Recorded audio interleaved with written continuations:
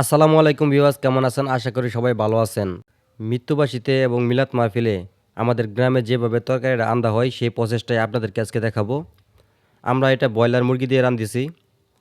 আপনারা দেখেন কিভাবে রান্ধিলাম। আপনারা পুরোপুরি দেখলে আপনারা বুঝতে পারবেন এটা কিভাবে রান্ধিতে হয়। তেল দিচ্ছি আরো।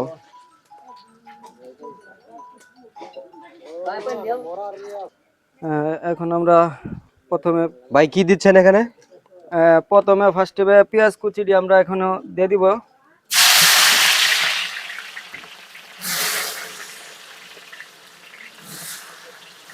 আমার বড় ভাই পেঁয়াজগুলা ঢেলে দিল তেল গরম হওয়ার পরে। আপনারাও ঢেলে দিবেন। এখন আমার বড় ভাই পেঁয়াজ ভাজবে আর আপনাদেরকে পরিচয়টা দিবে, আপনারা শুনেন। আসসালামু আলাইকুম। এত অল্প বয়সে ছোট দেখতে, কিন্তু বাবুর্চি এত বড় দায়িত্বের আমরা একটা কাজ করি। তো আজকে আমরা আসছি দোস্তর বাড়িতে, একটা ঘর দেওয়া হয়েছিল, সেই উপলক্ষে ঘরের উপলক্ষে বিনাত্র আয়োজন করা হয়েছে। তো এটা ছোটখাটো পাক না, ইনশাল্লাহ মোটামুটি বড় পাক। তো আশা করি ভিডিওটা দেখতে আপনাদের খুবই ভালো লাগবে। আর যদি কেউ রান্নাটা শিখতে চান তো আমাদের ভিডিওটা দেখবেন, অবশ্যই এই জায়গা থেকে কিছু টিপস পাবেন আপনারা। তো আশা করি ভিডিওটা আপনাদের ভালো লাগবে। পেঁয়াজগুলি ভাজতে থাকবেন যতক্ষণ পর্যন্ত লাল না হবে, বাদামি কালার পর্যন্ত ভাজতে থাকবেন। এখন আমার বড় ভাই এই জিরা মশলা যা লাগবে সবই নিতেছে। আদা রসুনের এটা লাউ। পেঁয়াজটি আমাদের ভাজা হয়ে গেছে, এখন দিব আরো কিছু মশলা। আর কি কি দেয় আপনারা দেখতে থাকেন। সুস্বাদু খাবার তৈরি করতে পারবেন এই ভিডিওটা দেখলেই, তাতে কোনো সন্দেহ নাই। এখন কি কি দিবে আমার বড় ভাই সেই বলবে। দেখেন আপনারা কি কি দেয়। এখন আমি দিয়ে দিলাম জিরা জিরা বাটা। এটা অল্প একটু এটা এটা মিক্স করা গরম মশলা। আপনারা দেখতে পাচ্ছেন মানে অনেক প্রকারের গরম মশলা বাটা আছে। এখন দিয়ে দিতেছি আমি আদা বাটা। এটা হলো আপনার রসুন বাটা।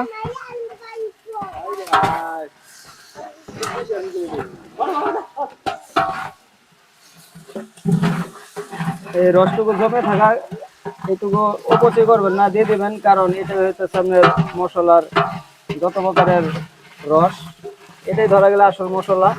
খাবার আসলে কিছু না, এই জিনিসটা আপনারা প্রয়োজনে খাটাবেন। এখন কিছু গরম মশলা দিব আমি। এলো এলাচ, দারচিনি, কারণ এটা একটু অল্প পরিমাণ, কারণ বাটা দেওয়া হয়েছে ওইখানে। এগুলো বস,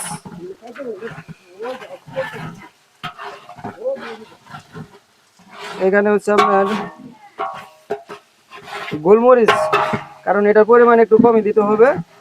বেশি যদি হয়ে যায় তাহলে গলায় একটু আপনার ঝাল লাগতে পারে। কয়েকটা তেজপাতা। এখন আমি দিয়ে দিতেছি লবণ, আমি আমার পরিমাণ মতো দিতেছি।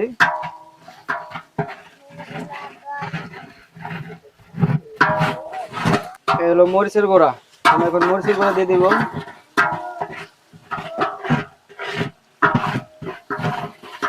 ভাই মরিচের গুঁড়া কতটুকু পরিমাণ দিচ্ছেন, মানে কত গ্রাম হবে?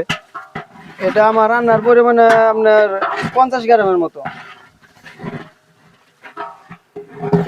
50 গ্রাম মরিচের গুঁড়া দিয়েছে। এখন দিব হলুদের গুঁড়া। হলুদের গুঁড়া কত গ্রাম লাগতে পারে ভাই? মরিচের গুঁড়ার পরিমাণ আপনার যতটুকু তার পরিমাণে অর্ধেক, আমি দেবো তার মানে 25 গ্রামের 25 মতো। গ্রাম হলুদের গুঁড়া। আমি এখন হলুদ দিয়ে দিলাম।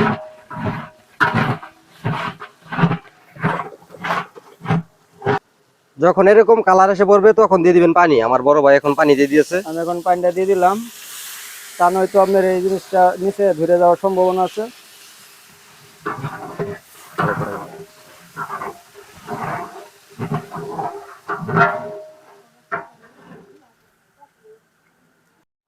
মশলার কালার যখন এরকম হয়ে যাবে তখন দিয়ে দিবেন আরো একটা জিনিস। এটা একটা সিক্রেট জিনিস, আমার বড় ভাই জানে এটা পরে কেন দেওয়া হয়। এটা হলো ধনিয়ার গুঁড়া, কারণ এটা পরে দেওয়ার কারণ হচ্ছে যখন ওই মশলাটা দেওয়া হয় তখন থাকে তেল, ওইখানে পানি থাকে না। তার কারণে এটা যদি তেলে পরে এটার একটু ফ্লেভারটা অন্যরকম হয়ে যাবে। তার জন্য এটা পানি দেওয়ার পরে এই গুঁড়াটা দিয়ে দিতে হয়। দুনিয়া গুঁড়া, হ্যাঁ। হ্যাঁ, ধনিয়া গুঁড়োটা আমি দিয়ে দিলাম। তো আপনারা দেখতেছেন এটা একটা গ্রামে আসলেও মিলাদ মাহফিলের যখন তরকারিটা আমরা পাকাই তো সবজি দেওয়া হয়। এটার কারণ হচ্ছে যখন এরকম ভাবে মশলা হয়ে আসে, যদি গরু গোশত দিয়ে পাকাই তাহলে গরু গোশতটা দিয়ে দেওয়ার টাইম হয়েছে। তো আমরা এখন এটা একটা ব্রয়লার মুরগি দিয়ে পাকাইতেছি, তার জন্য আমরা আগে সবজিগুলো দিয়ে দিতে হবে। কারণ মুরগি যদি দেওয়া হয় তাহলে সে মুরগিটি ছুঁড়ে যাবে। এটা কি সবজি, বিলাতি নাকি? হ্যাঁ, বিলাতি দিয়ে দেওয়া হয়েছে। এখন আমি আলু দিয়ে দিতেছি।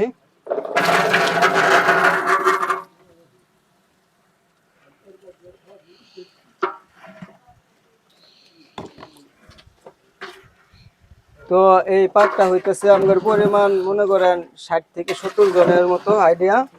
এখানে আলু আছে আপনার 12 কেজি, আর মিষ্টি লাউ আছে আপনার পরিমাণ মতো সাইজ দেখে আপনার 4টা, প্রায় 4 কেজি হবে।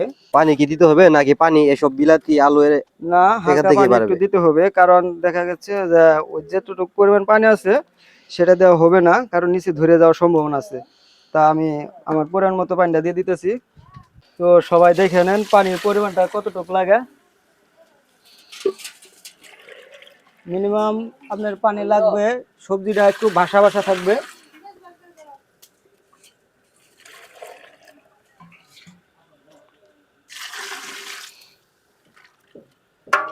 আসলে তরকারির মধ্যে তো পানির কোনো পরিমাণ হয় না, তারপরেও চোখের আন্তাজে দিতে হয়। আধা ঘন্টা পর ঢাকনাটা খুলে দেখলাম পরিমাণটা কোন পর্যায়ে আছে, দেখতেছি সিদ্ধ হয়েছে কিনা। সিদ্ধ এখনো হয় নাই, তো আরো 10 মিনিট লাগবে, দমে রাখবো। তারপরে এটা আমরা একটু ভাঙিয়ে দিয়ে এটা গাঢ় করতে হবে। ভাই এটা কি সিদ্ধ হয়ে গেছে? হ্যাঁ, সিদ্ধ হয়ে গেছে। এখন আলুটাকে আমরা নাইরা একটু ভাঙিয়ে দিব। ভাঙিয়ে দেওয়াতে এটা একটু ঘন গাঢ় হবে। এইভাবে ড্যাগের সাইডে নিয়ে চাপ দিবেন, আলুগুলা ভেঙে যাবে। প্রায় 40 মিনিট জাল দেওয়ার পর এরকম হয়েছে। এরকম হয়ে যাওয়ার পর আমরা যেহেতু এটা ব্রয়লার মুরগি দিয়ে পাক করতেছি, আর যদি গরু গোশত দিয়ে পাকাইতেন তাহলে যে মশলাটা আগে আমরা এডিমেট করছি ওই টাইমে আমরা গরু গোশতটা দিয়ে দিবেন, ওই টাইমে দিয়ে দিতে হয়। তারপর সবজি সবাই কি মিক্স এক লগে দেওয়া যাইতো।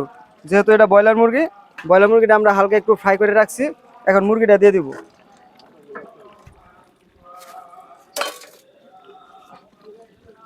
এই যে কালারটা হালকা এরকম বাদামি কালার করে রাখবেন, যেরকম যখন এরকম হয়ে আসবে তখন ঢালি দিবেন।